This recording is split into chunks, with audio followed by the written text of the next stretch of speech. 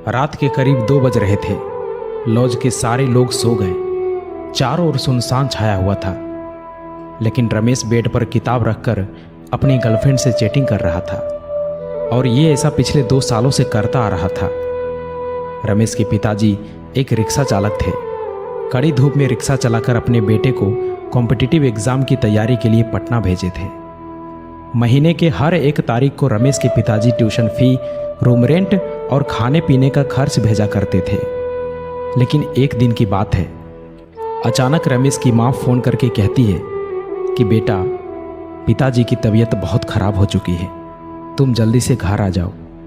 इतना सुनते ही रमेश भागा भागा हॉस्पिटल पहुंचा और वहां जाकर देखा कि उनकी माँ डॉक्टर के आगे हाथ जोड़ रही थी और कह रही थी कि डॉक्टर साहब, आप ऑपरेशन कीजिए, मैं 5 लाख नहीं बल्कि 10 लाख दूंगी, लेकिन मुझे वक्त चाहिए, प्लीज़ आप ऑपरेशन कीजिए, अभी मेरे पास पैसे नहीं है, मैं एक रिक्शा चालक की पत्नी हूँ।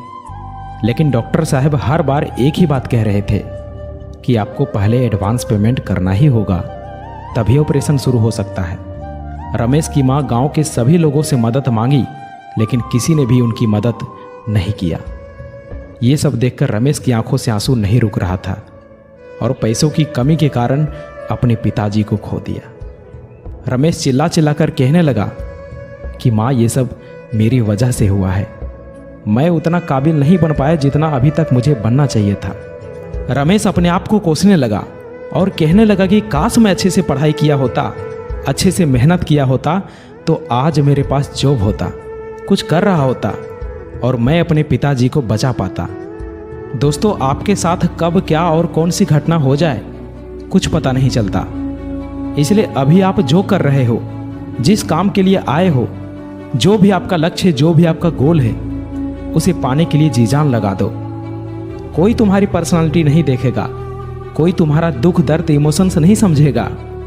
कोई पूछेगा तो बस इतना ही पूछेगा कि कमाते कितने हो। घर वालों ने तुम्हें नाम दिया, अब पहचान तुम्हें अपने दम पर बनानी है। अपने काम के प्रति इतने ईमानदार बनो कि असफलता दूर दूर तक नजर ना आए। प्यार का सहारा लोगे तो एक दिन बर्बाद हो जाओगे।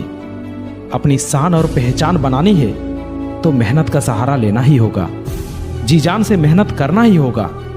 रोना बंद करो और अपनी तकलीफों से खुद लड़ो। देखो, समय तो तेजी से निकल ही रहा है। अगर वक्त के साथ मेहनत नहीं की, जिंदगी के एक एक महीने, एक एक सप्ताह, एक एक दिन, एक एक घंटे की वैल्यू नहीं की, तो साल के साथ साथ आपकी आधी जिंदगी कब निकल जाएगी कुछ पता नहीं चलेगा। याद रखना, कमजोर तू नहीं, तेरा डिसीजन है। तुझे तेरी डिसीजन से भी ज्यादा जिद्दी बनना पड़ेगा।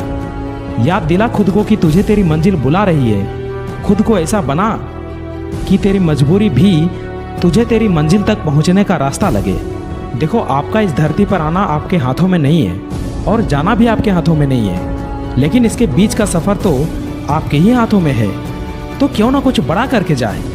अरे, तुम्हारी जिंदगी में सभी दुखों का नाश होगा अगर तुम्हारा संघर्ष सबसे महान होगा। अपने जीवन को इतना महान बनाओ कि आपकी जीवनी सुनकर दूसरे लोगों को महान कार्य करने की प्रेरणा मिले। रास्ते कभी खत्म नहीं होते दोस्त, बस लोग हिम्मत हार जाते हैं।